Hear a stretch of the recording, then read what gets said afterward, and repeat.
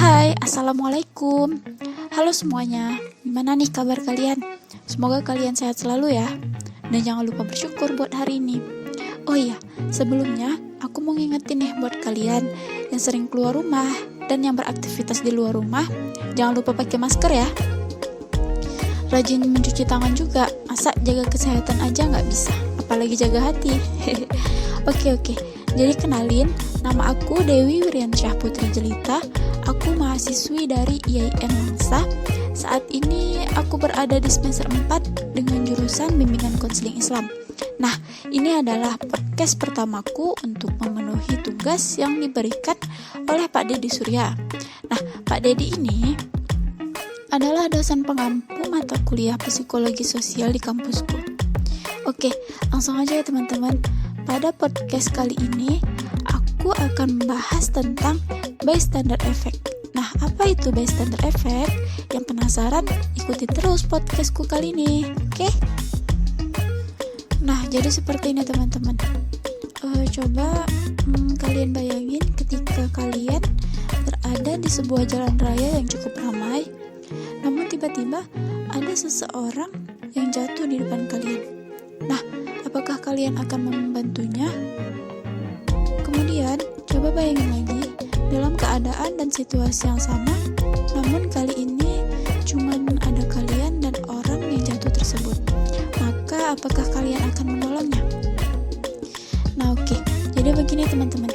Dari para pakar psikologi sosial menyatakan bahwa kemungkinan kita untuk menolong orang yang sedang kesusahan itu tergantung dengan berapa banyak orang yang berada di sekitar kita, teman-teman. Nah, kejadian seperti itu dinamakan dengan bystander effect tadi, yang dipopulerkan oleh Bibb Latané dan John Darley setelah adanya peristiwa yang dialami oleh Cathy Genovese pada tahun 1964. Nah, pada fenomena yang dimana semakin banyak jumlah orang yang ada atau saksi mata yang ada, maka akan semakin kecil kemungkinan orang-orang akan membantu orang yang sedang kesulitan itu. Nah, jika fenomena itu menjadi kerumunan yang besar, maka itu menjadikan individu tidak merasa bertanggung jawab. Mereka berpikir, ya udahlah, nanti juga ada orang yang ngurusin, kan di situ banyak orang. Jadi gitu ya teman-teman ya. Nah, John Darley dan Bibb Latané ini pernah melakukan penelitian dan menyatakan bahwa seseorang itu bertindak atau mencari bantuan itu bervariasi tergantung pada berapa banyak orang yang berada dalam ruangan itu.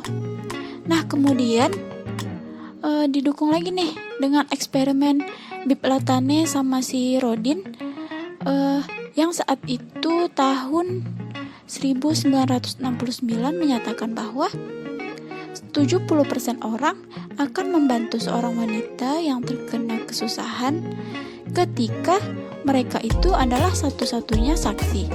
Nah, tetapi cuman 40% jika di situ banyak orang yang melihatnya. Oke teman-teman, jadi di sini aku akan menceritakan bystander effect ini muncul itu karena apa dan disebabkan oleh apa. Nah, jadi bystander effect ini muncul pada peristiwa yang dialami oleh Cathy Genovese pada tahun 1964. Nah, di sini John Darley dan Bibb Latané melakukan sebuah penelitian. Jadi, Cathy Genovese saat itu berusia 28 tahun. Nah, pada hari Jumat, beliau ini pulang dari kerjaan pada pukul 2.30 dini hari, teman-teman. Sendirian pula. Jadi beliau ini bekerja sebagai manajer di sebuah bar yang ada di New York. Nah, ketika beliau pulang, tepat di depan pintu apartemennya, beliau diserang oleh seorang pria. Kemudian Cathy ini berlari, namun sayang ia dikejar dan ditangkap oleh pria tersebut dan langsung ditusuk.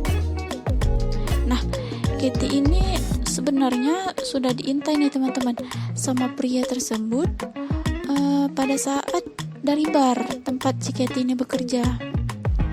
Jadi diikutin tuh sampai Katie ini tiba di apartemennya. Diketahui bahwa nama pria tersebut adalah Winston Moseley, dan ternyata beliau ini juga orang berkebangsaan USA sama seperti Katie ini. Nah, jadi setelah ditusuk, yang pasti Katie ini merasa kesakitan dan berusaha berteriak untuk meminta tolong kepada para tetangganya. Nah, pada saat itu salah satu dari tetangganya yang bernama Robert Moser ini melihat kejadian tersebut dari dalam rumahnya, dan kemudian ia berteriak, "Hei, jangan gak diganggu, biarkan dia sendiri." Begitulah kira-kira yang dikatakan oleh Robert tadi ya teman-teman. Kemudian si Moseley tadi lari karena mendengar teriakan Robert tadi, karena ia takut ketahuan. Nah, kemudian beberapa menit berlangsung, si Moseley tadi kembali lagi nih ke apartemen si Katie itu, dan ia melihat bahwa Katie masih berada di depan pintu apartemennya. Ya, namanya juga baru aja ketusuk ya teman-teman, jadi merasakan sakit dan tidak bisa berbuat apa-apa. Sehingga ia masih berada di sana. Sebelumnya si Moseley ini melihat keadaan sekitar nih yang masih sepi, dan tidak ada tetangga yang keluar untuk menolong si Katie tadi. Kasihan ya teman-teman ya si Katie ya. Nah, setelah didatangi lagi oleh si Moseley ini, si Katie tadi diperkosa teman-teman dan ditusuk lagi nih. Kemudian uang si Katie ini diambil oleh beliau. Berarti ini motif perampokan juga ya teman-teman ya. Nah, setelah melakukan hal itu, si Moseley ini kabur teman-teman. Dan gak lama setelah Moseley kabur, ada nih tetangga Katie yang bernama Sofia Farrar saat itu melihat keadaan tersebut dan melihat Katie sudah dalam keadaan yang menyedihkan. Ia kemudian berteriak meminta tolong untuk dipanggilkan polisi. Nah, setelah itu diteleponin tuh sama orang-orang yang ada di situ. Nah, setelah ditelepon, selang beberapa menit kemudian datanglah polisi beserta ambulans. Langsunglah si Katie ini yang sudah sekarat itu diangkat ke ambulans dan dibawa ke rumah sakit. Dan ternyata ketika dalam perjalanan ke rumah sakit itu si Katie ini menghembuskan nafas terakhirnya ya teman-teman, karena terlalu lama dibawa ke rumah sakit. Sedih banget ya teman-teman ya kisah hidup Katie ini.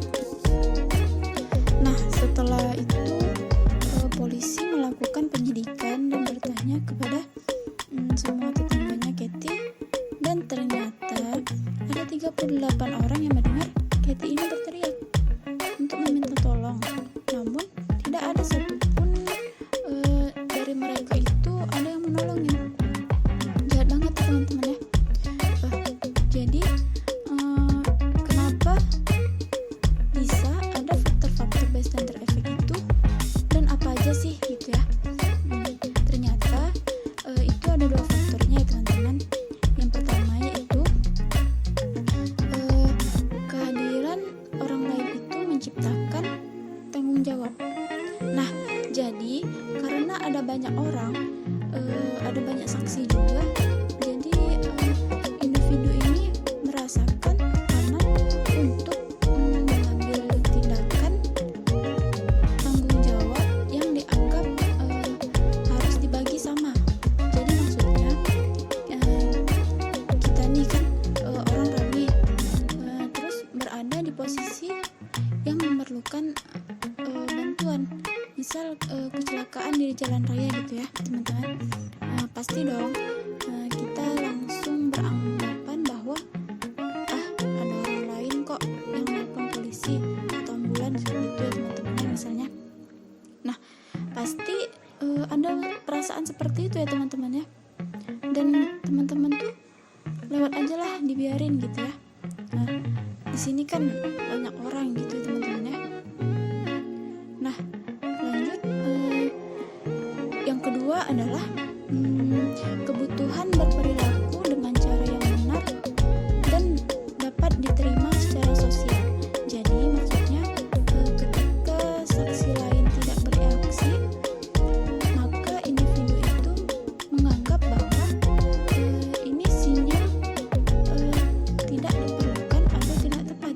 Jadi semacam mengikuti dengan yang lain untuk tidak membantu orang yang kesusahan itu. Nah, jadi maksudnya adalah misal nih ada cewek cantik nih jatuh di depan pria, namun di situ juga banyak orang, namun tidak ada yang nolongin sama sekali.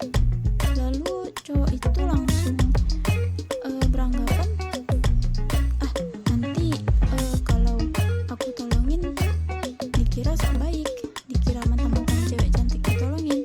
Nah, akibat pikiran seperti itu membuat cowok ini jadi tidak nolongin cewek tadi. Dia malah jadi mengikuti orang-orang di sekitarnya yang acuh aja tuh melihat cewek itu jatuh. Oke, kita sambung lagi ya untuk kisah Katy tadi.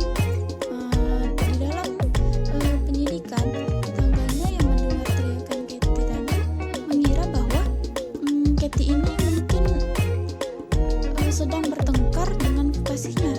Padahal kan Katy ini meminta pertolongan ya teman-teman. Nah, dalam keadaan yang seperti itu, individu akan melihat ke orang lain atau kelompok lain untuk menentukan apa yang harus dilakukan. Ketika mereka melihat tidak ada orang yang bertindak, maka mereka pun tidak ikut bertindak. Jadi semacam ikut-ikut. Nah, cukup bahaya bystander effect ini teman-teman. Nah, oke, jadi sebenarnya bystander effect ini ada sih tipsnya untuk mencegah itu terjadi. Nah, salah satunya yaitu menurut psikolog itu menyepakati bersama bahwa yang paling penting adalah menyadari bahwa kita sedang mengalami gejala ini. Maksudnya teman-teman itu sedang menjadi seorang bystander nih. Namun yang perlu teman-teman ingat, bukan berarti teman-teman itu harus menempatkan diri teman-teman dalam keadaan bahaya. Nah, kita bayangin ya, jika gimana suatu hari nanti, jika suatu saat nanti misalnya nih teman-teman ada yang kecelakaan, amit-amit gitu ya teman-teman ya, misalnya. Nah, bagaimana kita mengatasi orang itu agar tidak menjadi bystander effect? Kan bahaya ya teman-teman kalau kita sudah menggap-menggap nih di jalan, terus nggak ada yang nolongin. Nah, kan bahaya teman-teman ya. Nah, di sini aku akan memberi tips nih agar kita ditolongin sama orang-orang yang di sana. Jadi kita memilih satu orang dalam kerumunan itu secara khusus. Nah, gitu deh teman-teman. Jadi kan kalau kita langsung memilih orangnya, maka orang itu akan sulit untuk menolak permintaan kita teman-teman. Nah, jadi begini ya teman-teman ya. Jadi intinya bystander effect ini jangan sampai kita menjadi tidak peduli dengan keadaan sekitar kita ya teman-teman. Kita jangan sampai menjadi salah satu dari bystander ini. Nah, kita harus menjadi lebih peduli terhadap sekitar kita, seperti itu teman-teman.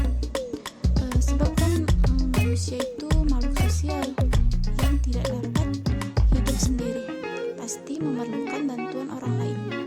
Begitu juga dengan kita teman-teman. Jika ada orang yang sedang membutuhkan pertolongan, maka kita harus menolongnya. Bagaimana jika itu yang terjadi terhadap kita? Nah, jadi seperti itu teman-teman ya. Oke, nah itu dia sekilas pembelajaran kita tentang bystander effect ini. Nah, semoga untuk kalian yang mendengarkan dapat menjadi wawasan ya teman-teman ya. Oke, segitu dulu ya podcast kali ini. Semoga bermanfaat. Sampai ketemu lagi di podcast selanjutnya teman-teman. Assalamualaikum warahmatullahi wabarakatuh.